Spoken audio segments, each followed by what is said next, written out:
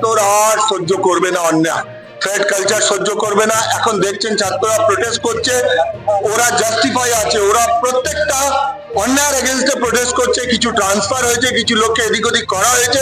তো thread culture একদম পুরো অ্যাবলিশ হয়ে যাবে, ছাত্ররাই করবে। স্বাস্থ্য সচিবকে সরাবার যে দাবি ছিল সেটা তো মানা হলো না, স্বাস্থ্য সচিবকে তো সরানো হয়। দেখুন,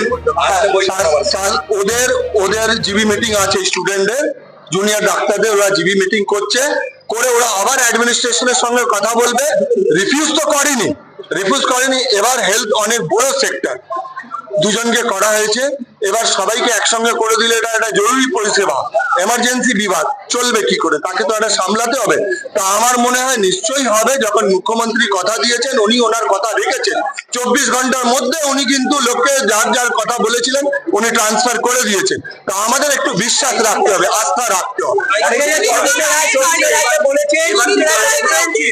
দেখুন, আমরা তো পজিটিভ রেসপন্স দেখছি, তার কারণ ওরা মুখ্যমন্ত্রীর সঙ্গে দেখা করেছে, কথা বলেছে, আর আমরা সবসময় পজিটিভ ধরবো। তার কারণ একটা স্টেটকে ধ্বংস করা ছাত্ররা কোনোদিন চায় না, ছাত্ররা এটাকে আপগ্রেড করতে চায়, উন্নতি করতে চায়। তো ছাত্ররা সবসময় ভালো চাইবে, ওরা একটা স্টেটের নাম খারাপ করবে না, রিপুটেশন খারাপ করবে না, ইমেজ খারাপ করবে না। একটু ওদের উপরে ভরসা রাখো, ওরা জেনারেশন, দেয়ার ফিউচার, ভরসা রাখতে হবে ওদের উপরে।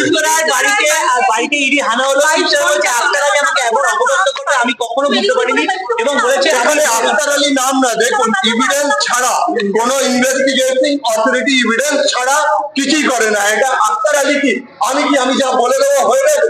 আমি তো হরিদাস পাল নাকি? আক্তার আলী বলে দিল আপনার ঘরে ইডি চলে যাবে, সিবিআই চলে যাবে। তথ্য চাই, এভিডেন্স চাই, ডকুমেন্ট চাই। ওনার কানেকশন, ওনার সব থেকে বড় যেটা ছিল, ডক্টর সন্দীপ ঘোষকে ডে ওয়ান থেকে উনি সাপোর্ট করেছিলেন। যত দুর্নীতি ওনার চেয়ারম্যানশিপে হয়েছে, এবার সেটা ওনাকে তো দায়িত্ব নিতে হবে। তুমি অ্যান্সারেবল, তোমাকে উত্তর দিতে হবে।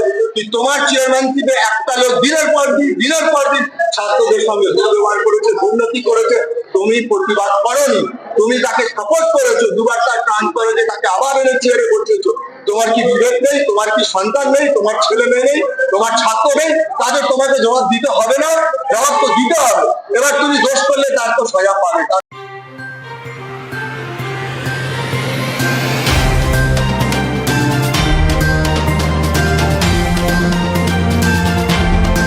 চেতনা বার্তা, জেগে থাকে, জাগিয়ে রাখে।